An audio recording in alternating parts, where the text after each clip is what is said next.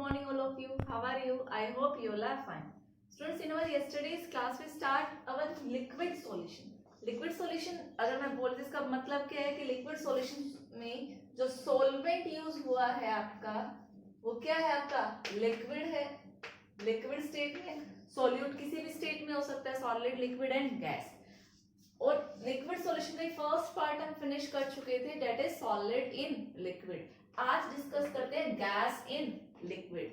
अब gas in liquid है तो गैस आपका यहाँ क्या है, सोल्यूट है,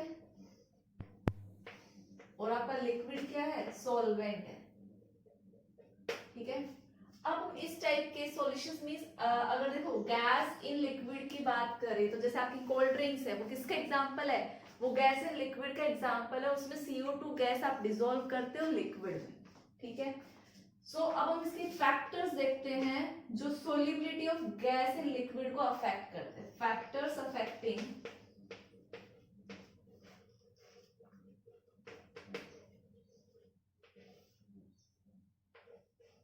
गैस इन लिक्विड. ठीक है. सो हमारा ये आज का टॉपिक रहेगा. So first factor that is nature of gas. कि नेचर कैसा है गैस का उस पर डिपेंड करेगा.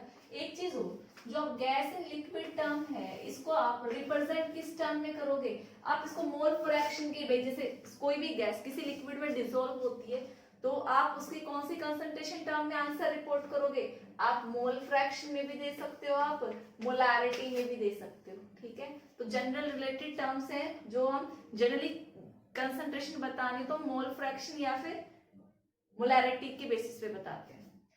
बात करते हैं नेचर ऑफ गैस की. देखो एग्जांपल लूं मैं, H2O क्या है भाई, लिक्विड है, ये आपका सॉल्वेंट है. वहीं पे मैं इसकी सॉलिबिलिटी देखो, कौन सी गैस है इसकी, आपकी H2O2 एंड N2. एग्जांपल है H2O2 और ये N2. ये सब क्या है, लेस सोल्यूबल होती है वाटर में, लेस सोल्यूबल इन वाटर. और वहीं अगर हम दूसरे एग्जांपल्स देखें लाइक CO2,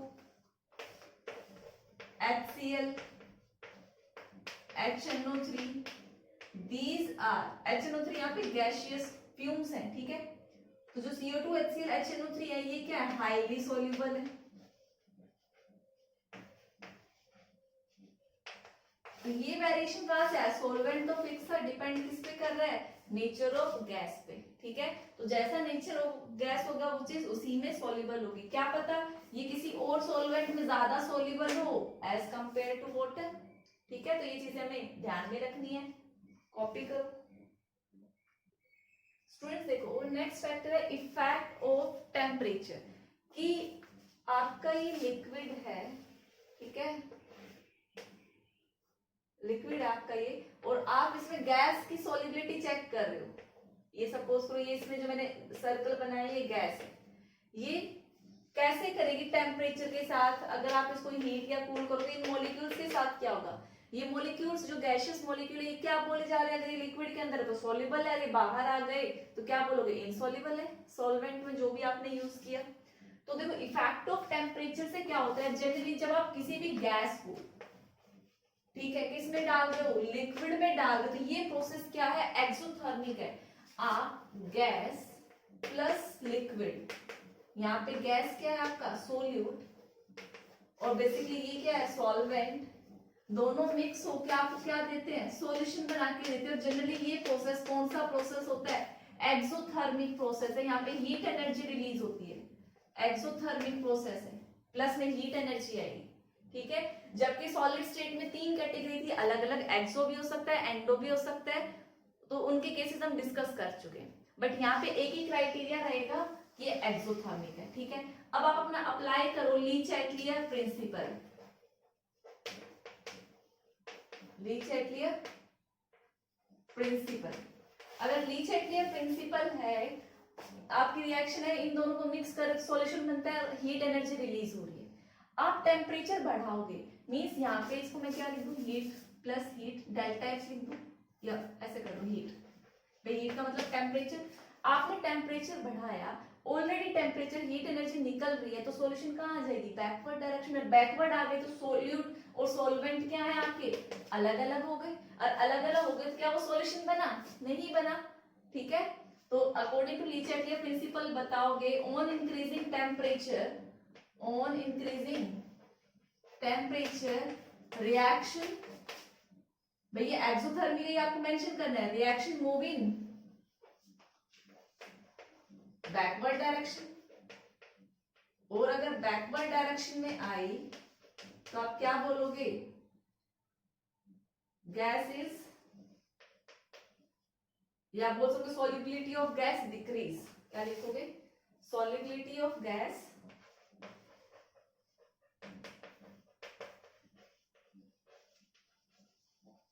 डिक्रीज। इतनी बात समझ में आई? ये तो हमने एक्सप्लेन किया ली चैटलियर प्रिंसिपल के अकॉर्डिंग। अगर हम इसको जनरल टर्म्स में भी बात करें तो वो देखो भाई, आपको पता है जो गैसियस मॉलिक्यूल है हाईली एनर्जेटिक होते हैं, उनको अगर एनर्जी मिल गई वो गेन करके क्या हो जाएंगे? एस्केप आउट हो जाएंगे। तो आप देखो यहाँ पे हीट सप्लाई कर रही है, आपके पास गैस का और लिक्विड का सॉल्यूशन था और आपने यहाँ टेम्परेचर सप्लाई किया, मींस ये जो गैसियस मॉलिक्यूल थे इन्होंने क्या कर ली? एनर्जी गेन कर ली।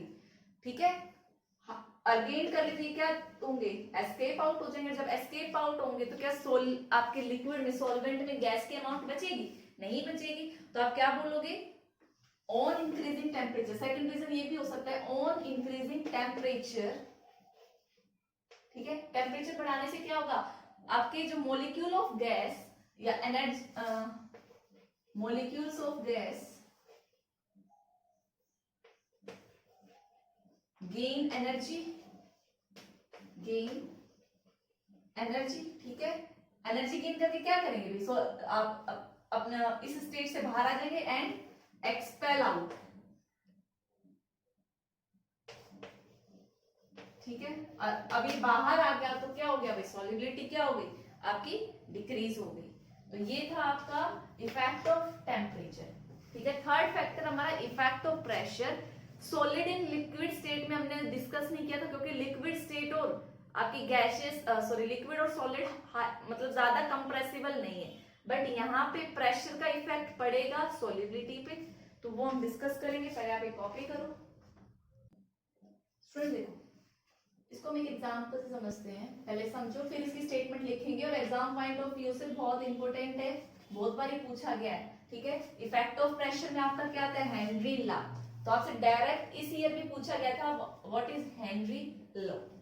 तो देखो, पहली बात, ये हेनरी लॉ किसके लिए एप्लीकेबल है? आपका गैस इन लिक्विड के लिए। ये चीज आपको याद रखनी है। ठीक है, ये आपका क्या है? कोई लिक्विड है और यहां मैंने पिस्टन लगा दिया ताकि मैं प्रेशर अप्लाई कर सकूं।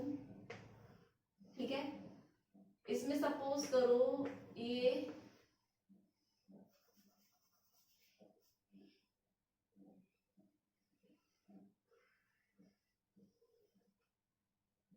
ये आपका लिक्विड है।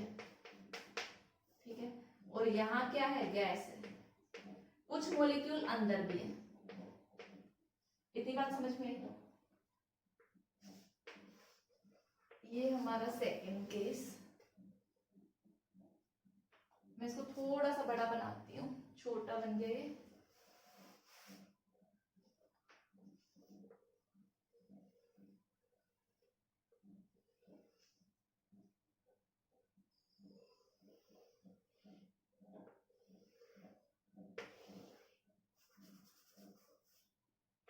ठीक है भाई, ये पिस्टन है, प्रेशर अप्लाई होगा, यहाँ से हम ऊपर से प्रेशर लगाएंगे। आपका एक सॉल्यूशन था, उसमें ये ऊपर वाला एरिया क्या है? गैस मॉलिक्यूल्स है इसमें। ये क्या आपका? लिक्विड है।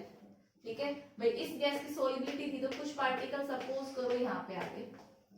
ठीक है, गैस मॉलिक्यूल किस में जाते रहे? आपके लिक्विड में जाते रहे, और एक इक्विलिब्रियम एग्जिस्ट हो गया कि जितने मॉलिक्यूल अंदर आ रहे हैं उतने क्या जा रहे हैं? बाहर जा रहे हैं। तो आपको कोई चेंज नजर नहीं आएगा। ठीक है, बट आपने टेम्परेचर कांस्टेंट रखा, आपने ऊपर से क्या अप्लाई किया? प्रेशर अप्लाई किया। जब प्रेशर अप्लाई किया तो देखो लिक्विड तो उतना ही होगा। सपोज करो ये वाला जो वॉल्यूम है ये लिक्विड का है। ठीक है, और ये जो चार मॉलिक्यूल थे इनका एरिया पास, मतलब प्रेशर अप्लाई करते ही क्या हो गया? पास आए, और आपका इक्विलिब्रियम क्या हो गया? दोबारा से डिस्टर्ब हो गया।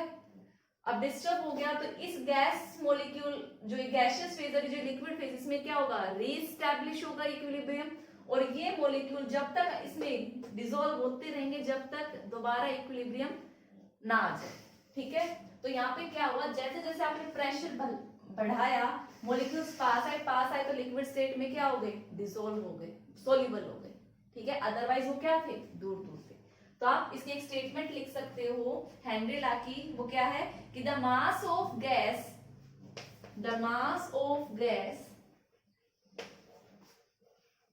dissolve in a given liquid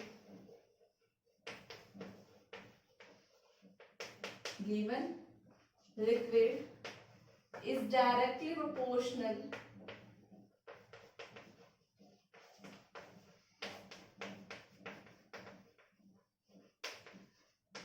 to the applied pressure.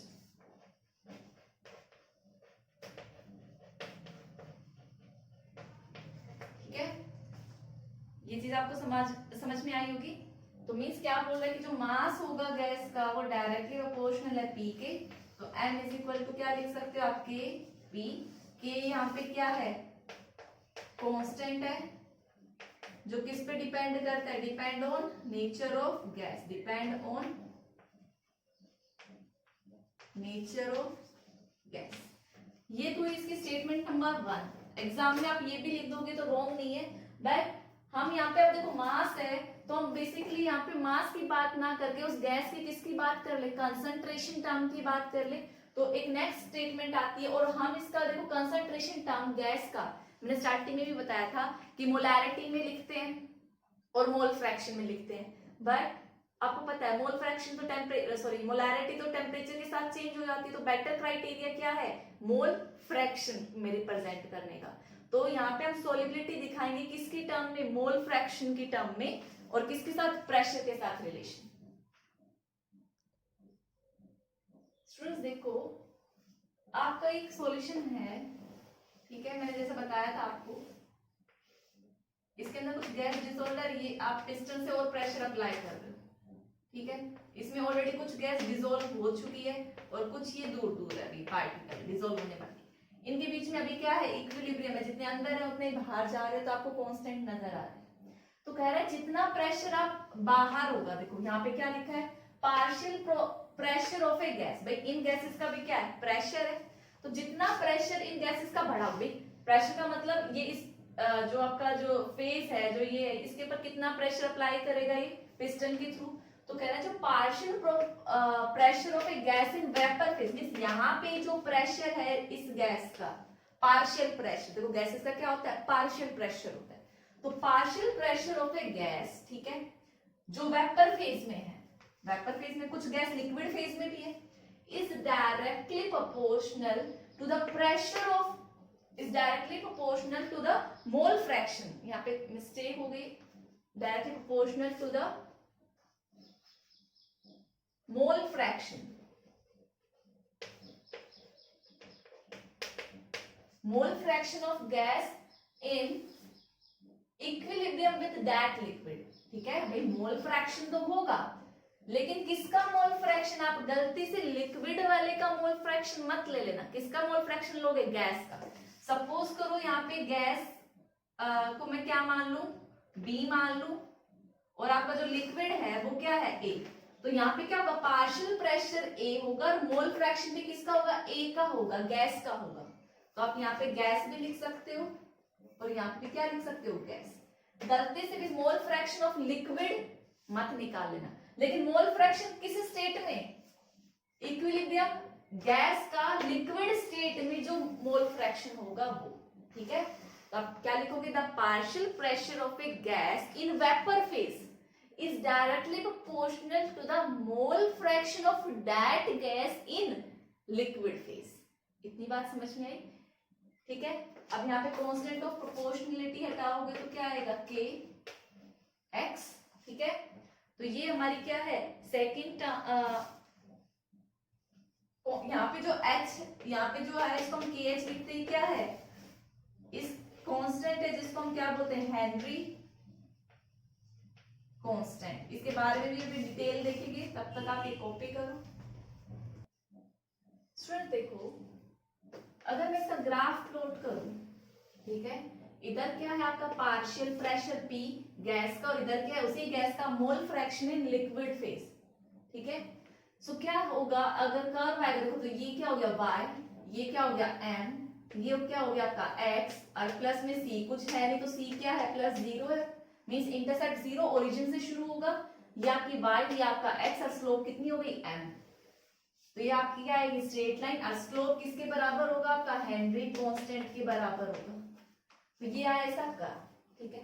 अब जरा पहले मेरे को ये बताओ, अगर मैं प्रेशर कांस्टेंट कर दूं P कांस्टेंट, तो पहले सॉल्युबिलिटी का रीजन मैंने टेम्परेचर के साथ क्या बताया, जब प्रेशर कांस्टेंट हो तो अगर गैसेस को टेम्परेचर मिल जाए, एनर्जी मिल जाए, तो क्या हो जाएगी एक्सपेल आउट, मतलब सॉल्युबिलिटी डिक्रीज, मींस प्रेशर अगर कांस्टेंट हो तो टेम्परेचर बढ़ाने से आपकी सोल्यूबिलिटी क्या होती है,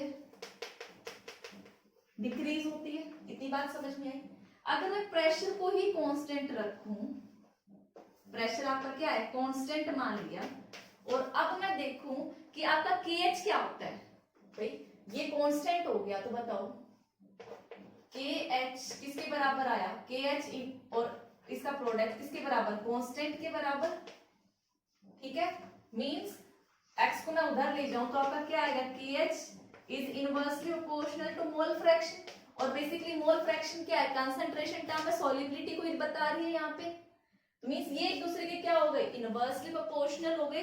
तो आप क्या बोल सकते हो, जैसे जैसे आपने प्रेशर रखा तो आपकी मींस जो KH है वो क्या हो गया, इनवर्सली प्रोपोर्शनल हो गया सॉल्युबिलिटी के। तो जैसे जैसे KH बढ़ेगा सॉल्युबिलिटी क्या होगी, कम होगी।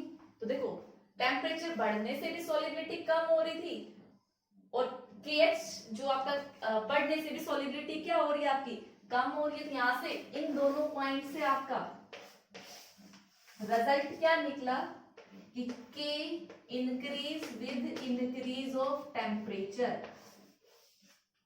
ठीक है। जैसे जैसे टेम्परेचर बढ़ेगा उस गैस का हेनरी कांस्टेंट भी क्या होगा, इंक्रीज होगा। अगर मैं ऑक्सीजन का ही देखूं डिफरेंट डिफरेंट टेम्परेचर पे, तो मेरे को हर एक टेम्परेचर पे K की वैल्यू क्या मिलेगी, KH की वैल्यू क्या मिलेगी, अलग मिलेगी। तो ये चीज आपको याद रखनी है। ये रिलेशन काफी बहुत इंपॉर्टेंट है एग्जाम में, किसी भी तरीके से घुमा फिरा के पूछ लेंगे कि what is the effect of solubility on effect of temperature on solubility, effect of KH on solubility, ठीक है, effect of temperature on KH। तो ये आपको पता होना चाहिए कौन सी चीज इंक्रीज होगी और कौन सी चीज डिक्रीज होगी। स्टूडेंट देखो KH के बारे में हमने क्या पता लगा अभी कि वो क्या एक हेनरी कांस्टेंट है, हेनरीज कांस्टेंट है, जो किस पे डिपेंड करता है, नेचर ऑफ गैस पे डिपेंड करता है, depend on nature of gas. Second चीज हमने क्या देखी, जो KH है वो क्या होता है, inversely proportional to solubility, means KH increase होगा तो आपकी सॉल्युबिलिटी क्या होगी, डिक्रीज होगी। और थर्ड चीज हमने क्या देखा कि अगर KH इंक्रीज हुआ तो आपका टेम्परेचर भी क्या होगा, सॉरी इसको वैसे भी लिख सकते हो, टेम्परेचर इंक्रीज के साथ KH भी क्या होता है, इंक्रीज होता है, ठीक है। अब हम देखते हैं limitation of Henry's law. Basically देखो हेनरी लॉ एप्लीकेबल कब कब है, फर्स्ट लिमिटेशन की बात करेंगे, Henry law applicable only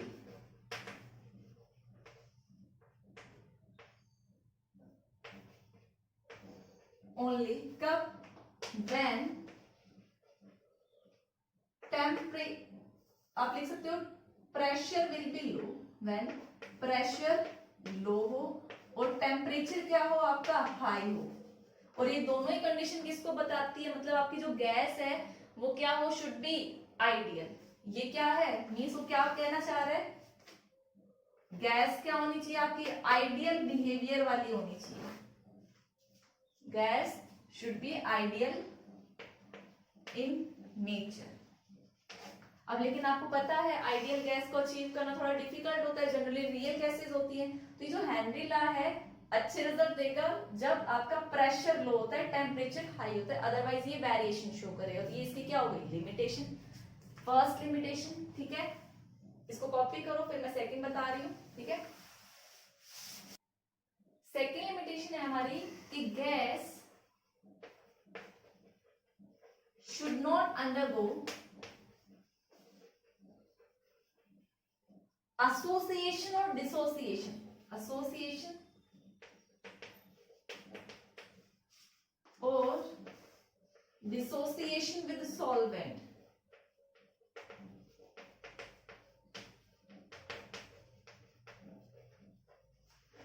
means वो ना तो गैस आपकी ब्रेकडाउन हो सॉल्वेंट के साथ रिएक्ट करने पे, ठीक है, ना आपकी गैस एसोसिएशन में जाए। देखो अगर एग्जांपल देखूं, आपने HCl गैस किसमें डिसॉल्व करी, वाटर में करी, ठीक है, तो ये HCl गैस होनी चाहिए। बट आपको पता है जैसे HCl एक्वस में आप डालते हो तो HCl एक्वस बनेगा और HCl एक्वस बनेगा, किसमें ब्रेकडाउन हो जाएगा, H पॉजिटिव और Cl नेगेटिव में।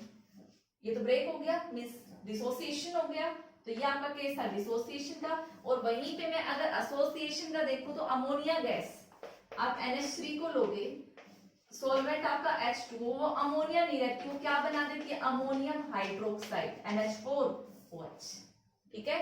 तो ये आपका डिसोसिएशन का केस था और ये एसोसिएशन का था, जुड़ गया, यहाँ पे टूट गया। तो ये चीजें नहीं होनी चाहिए, ठीक है। सो हमने KH के बारे में देख लिया, हमने लिमिटेशन देख ली। अब हम देखते हैं हेनरी लॉ का एप्लीकेशन पार्ट। और क्वेश्चन इसकी स्टेटमेंट और एप्लीकेशन पार्ट से आने के बहुत ज्यादा चांसेस होते हैं, तो आप इसको कॉपी करो। स्टूडेंट हेनरी लॉ का एप्लीकेबल देखिए, हेनरी लॉ क्या बोलता है कि जितना ज्यादा प्रेशर अप्लाई करोगे गैस क्या होगी, लिक्विड सॉल्यूशन में, लिक्विड सॉल्वेंट में उतना ही अच्छे से डिसॉल्व होगी। ये हेनरी लॉ की स्टेटमेंट है, ठीक है। तो इसके यूजेस देखो, पहला यही हेनरी लॉ यूज किया जाता है in the production of carbonated beverages. जितने भी आप जैसे कोल्ड ड्रिंक्स वगैरह देखते हो वो चीजें, ठीक है, कि जितना ज्यादा प्रेशर अप्लाई करोगे उतनी ही ज्यादा क्या होगी। जनरली हम CO2 गैस लेते हैं उसमें, कोल्ड ड्रिंक्स में, तो CO2 गैस वाटर में क्या हो गया, जो भी आपने सॉल्यूशन लिया लिक्विड में, उतना ही ज्यादा डिसॉल्व होगी। बेसिकली जो कोल्ड आपके जो सॉफ्ट ड्रिंक्स है, इनका जो टेस्ट है, ये किसकी वजह से है, ये उन डिसॉल्व गैसेस की वजह से ही है। जैसे आप एग्जांपल भी देख सकते हो, भाई आप एक कोल्ड ड्रिंक की बोतल लेकर आते हो, ठीक है, लाइक आपने उसका ढक्कन ओपन किया, ठीक है, ऊपर का कैप ओपन कर दी, तो एक साउंड आती है चुस करके, मीन्स वो साउंड किसकी वजह से, कि आपने भाई वो पूरा प्रेशर अप्लाई करके वो बंद की गई थी। आप उसकी सील तोड़ते हो तो क्या होती है, आप प्रेशर रिलीज कर रहे हो, और जैसे प्रेशर को कम करोगे तो सॉलिबिलिटी क्या होगी, हेनरी लॉ के अकॉर्डिंग कम होगी। तो गैस क्या रहेगी, लिक्विड स्टेट में रहना पसंद नहीं करेगी, क्या होगी, बाहर आना पसंद करेगी। तो जैसे आपने प्रेशर उसका डिक्रीज किया तो गैस क्या होगी, बाहर आ गई। और आपको एक साउंड सुनाई देता है जो बिज़ करके आती है, वो किस चीज की है, उस गैस की ही आवाज है, ठीक है। फिर आपने, ठीक है, हाफ बोतल सपोज करो कोल्ड ड्रिंक पी ली, फिर हाफ आप क्या करते हो, फ्रिज में रखते हो। तो आप देखते हो आपने जबकि उसको नोट लगा दिया, कैप लगा दिया, लेकिन वो टेस्ट वाली बात नहीं रहती जो आपने फर्स्ट टाइम ली थी, ठीक है। क्यों, क्योंकि गैस उसमें क्या हो गई है, कम हो गई है। अब टेस्ट किसकी वजह से था, उस डिसॉल्व गैस की वजह से ही था। तो हम देखते हैं कैसे। भाई ये आपकी बोतल थी, अब ये मत बोलना मैम बोतल ऐसी नहीं होती है, कोई भी आप अपनी कोल्ड ड्रिंक की बोतल मान लो, ठीक है, ये पूरा पैक होके आई थी, आपने क्या किया, खोला, तो प्रेशर क्या हो गया, कम हो गया, तो सॉलिबिलिटी ऑफ गैस क्या होगी, निकल गई। तो गैस थोड़ी बहुत निकल गई स्टार्टिंग में, ठीक है। फिर आपने क्या किया, इस बोतल को आपने हाफ तक खत्म कर दिया, हाफ इसमें अभी भी कोल्ड ड्रिंक बाकी है, फिर आप फ्रिज में रख देते हो। लेकिन टेस्ट तो वैसा ही रहना चाहिए था, नहीं रहा। क्यों नहीं रहा, वो देखो भाई, आप नोट तो लगा चुके हो, लेकिन फिर भी थोड़ा बहुत क्या रह जाता है, स्पेस रह जाता है। एयर यहाँ पे है, तो धीरे धीरे करके जो भी गैस डिसॉल्व हुई थी वो यहाँ आ जाती है इससे निकल के, और यहाँ पे क्या रहता है, थोड़ा बहुत गैप में मिल जाता है उसको। तो धीरे धीरे करके ये डिसॉल्व गैस क्या होती है, लीक होती रहती है और निकल जाती है। तो आपको वो टेस्ट नहीं लगता जो पहले था। तो आप घर में अगर छोटी सी ट्रिक करना चाहो तो कर सकते हो। क्या करो, फ्रिज में बोतल को उल्टा करके रख दो। ये जैसे आपकी बोतल थी, फ्रिज में उल्टा करके रख दिया, तो देखो ये आपका ढक्कन है, नोट है, आपका लिक्विड क्या हो गया, नीचे आ गया, गैस कहाँ हो गई, ऊपर। तो क्या इस गैस को निकलने के लिए जगह मिली कहीं से, नहीं मिली।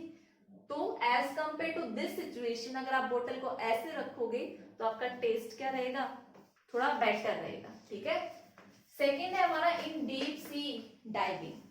देखो जितने भी एक्सप्लेनेशन है मैं समझा चुकी हूँ, ये आपका होमवर्क है, आपको ये सारी चीजें लिखनी है। ठीक है, नेक्स्ट है हमारा इन deep sea diving.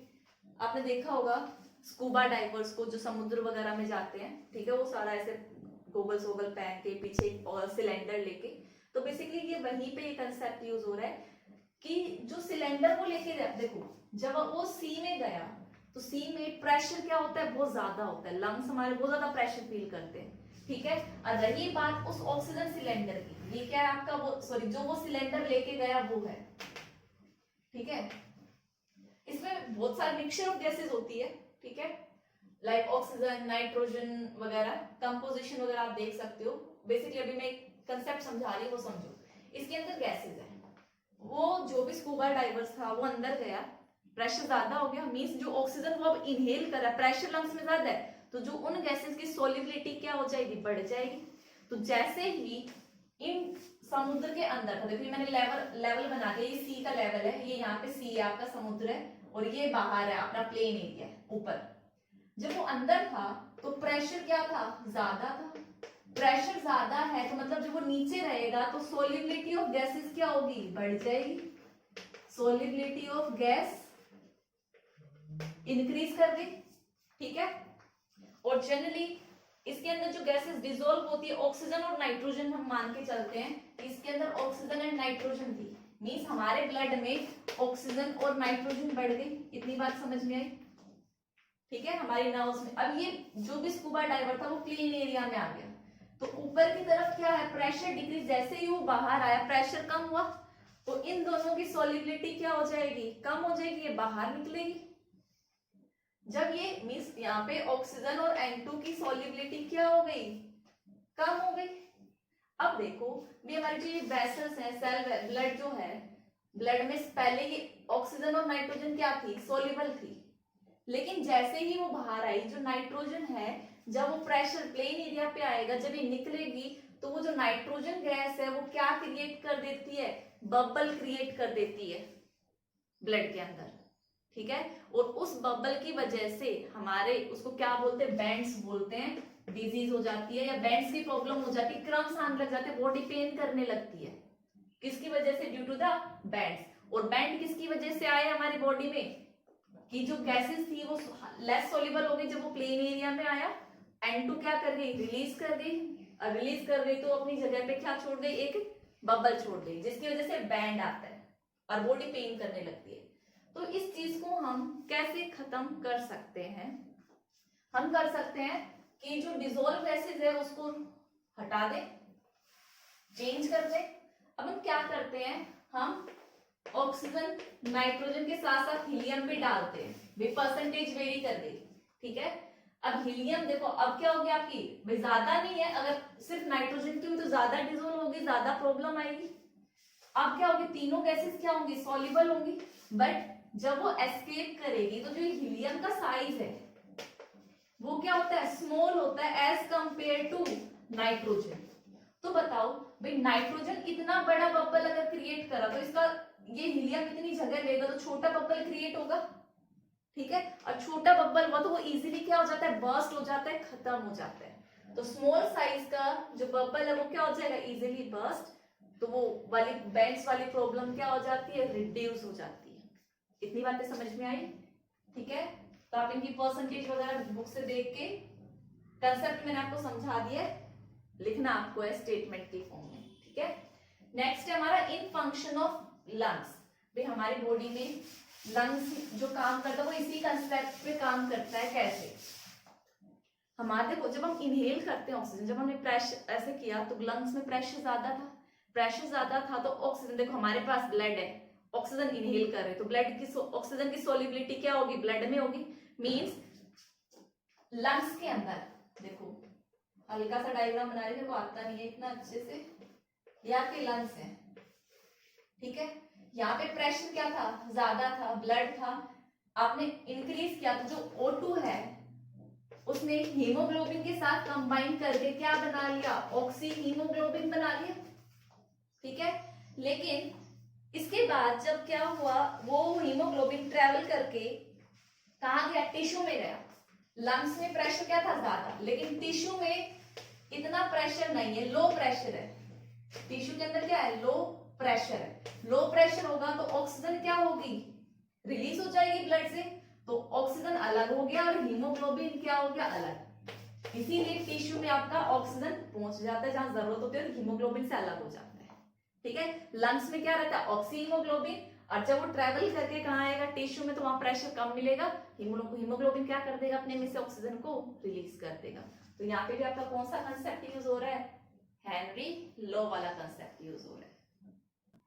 So next explanation है people living in high altitude, means जो पहाड़ी इलाके में रहते हैं उन पीपल्स के साथ क्या होता है। देखो हाई एल्टीट्यूड्स पे जो प्रेशर है, एटमॉस्फेरिक प्रेशर है, वो क्या होगा, कम होगा। मीन्स प्रेशर वहां पे क्या होता है, लो। मीन्स जो वहां पे जो पीपल रहते हैं उनकी ब्लड में गैसेस की सॉल्युबिलिटी क्या मिलेगी, कम मिलेगी। मीन्स टिश्यू वगैरह को जो O2 है, O2 गैस है, वो क्या होगी, कम होगी, ठीक है। इसीलिए वहां पे पीपल्स को जनरली एक डिजीज हो जाती है, anoxia.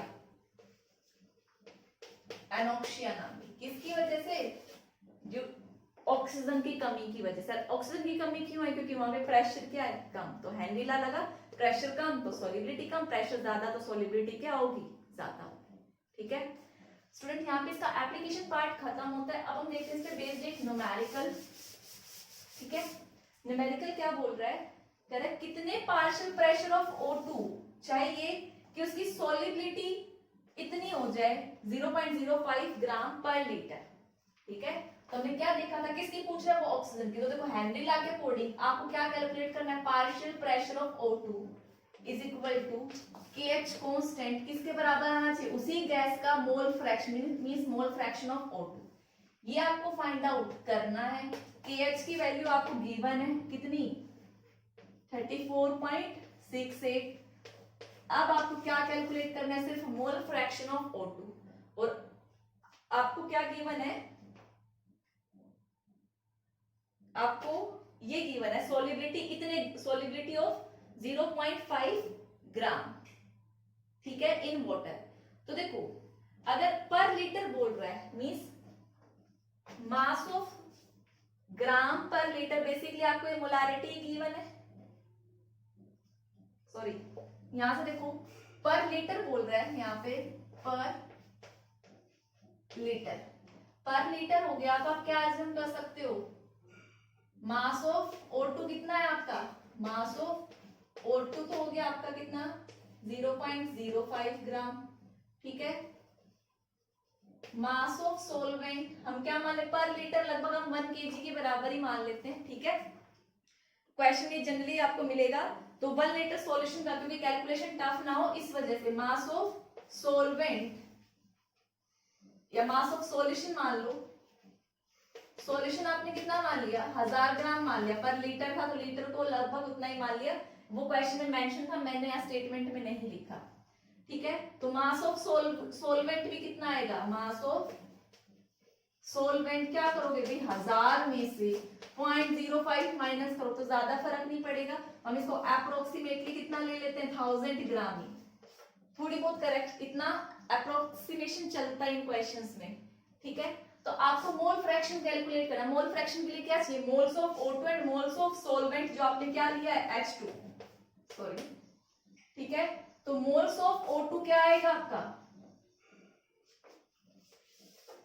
Moles of O2 given mass upon molecular mass, given mass of O2 कितना है 0.05, मोलिकुलर मास O2 का कितना होता है 32, सॉल्व कर लो। फिर moles of H2O given mass 1000, molecular mass 18, इसका तो आपको पता है कितना आता है 55.5, ठीक है। इतना सॉल्व हो गया। जब आप ऊपर वाले को सॉल्व करोगे तो आपका मोल कितने आएंगे ऑक्सीजन के, वो कैलकुलेट कर लेना। इसको मैं रब कर रही हूं, आपको क्या चाहिए, मोल फ्रैक्शन ऑफ O2, तो क्या हो जाएगा number of moles of O2 upon में टोटल मोल्स, ठीक है, सारी वैल्यूज यहाँ पे आप रख दो, कैलकुलेशन चाहो तो बाद में कर सकते हो सॉल्व इसको। 32 अपॉन में 0.05 बाई 32 अब प्लस में 55.5। अब इसको सॉल्व करो, जो भी आंसर आए जस्ट यहाँ रख दो, मल्टीप्लाई कर दो, आपका क्या आ जाएगा, पार्शियल प्रेशर ऑफ O2। ठीक है, तो ये आपको कैलकुलेशन पार्ट खुद करना है। इसका पार्शियल प्रेशर O2 मैं आपको बता देती हूँ कितना आएगा, 0.98 बार आएगा, 0.98 बार। ठीक है, अगर KH किलो बार में गिवन है तो आप आंसर किलो बार में भी रिपोर्ट कर सकते हो आप, या फिर इसको क्या कर लो, बार में कन्वर्ट कर लेना, किससे मल्टीप्लाई करके, 10⁻³ तो 6.3 इंटू 10⁻³ बार हो गया, तो यहाँ पे 10⁻³ इंटू में ये करके। ठीक है, कैलकुलेशन थोड़ी सी लेंथी है बस, लेकिन क्वेश्चन क्या था, बहुत सिंपल था। एग्जाम में इसी तरह के क्वेश्चन पूछे जाएंगे हैंडल लैब पे, जो आपको क्या करने हैं, प्रैक्टिस करने हैं। ठीक है स्टूडेंट्स, तो आज के लिए इतना ही। Thank you and have a nice day.